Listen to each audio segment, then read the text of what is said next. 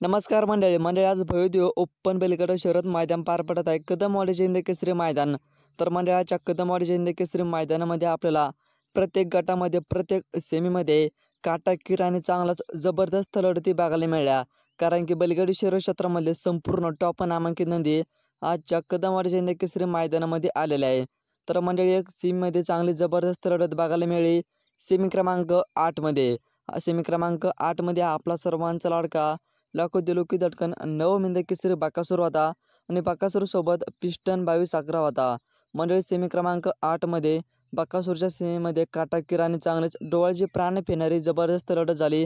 नक्की त्या लढतीचा निकाल कोणी घेतला, नवम हिंद केसरी बकासूरचा आणि पिस्टनचं नक्की काय झालं, व्हिडिओच्या माध्यमातून आपण संपूर्ण माहिती डिटेलमध्ये बघूया। तर चला मग। तर मंडळी सेमी क्रमांक 8 मध्ये नवम हिंद केसरी बकासूर आणि पिस्टन 22-11 पळाले। चांगलेच जबरदस्त आणि तुफान वेगाने गाडी पळाली, पण शेवटच्या क्षणी पिस्टनचा आणि बकासूरचा सेमीला पराभव झाला। तर मंडळी आजच्या हिंद केसरी कदमवाडीच्या मैदानामध्ये बकासूरचा आणि पिस्टन 22-11चा सेमीला पराभव झाला। नक्कीच येणाऱ्या मैदानामध्ये आपल्याला पिस्टनचा आणि बकासूरचा कॉमबॅक बघायला मिळेलच। मग मंडळी तुम्हाला प्रश्न पडला असेल सेमी 8चा निकाल नक्की कोणाला दिला, बकासूरच्या सेमीमधला नक्की बकासूरची गाडी कोणी मारली। तर मंडळी सेमी क्रमांक 8चा निकाल घेतला नखऱ्या 74-74 आणि पक्षाने।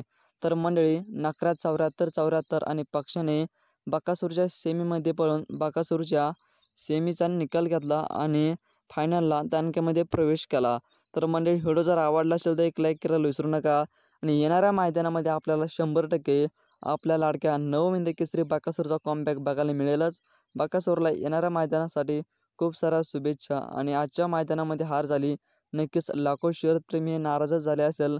हे बैलगाडी शर्यत क्षेत्र, ह्या बैलगाडी शर्यत क्षेत्रामध्ये काही घडू शकतं हे असे आपले सर्वांचे लाडके प्रसिद्ध समालोचक सुनील मोरे सरकार म्हणतातच।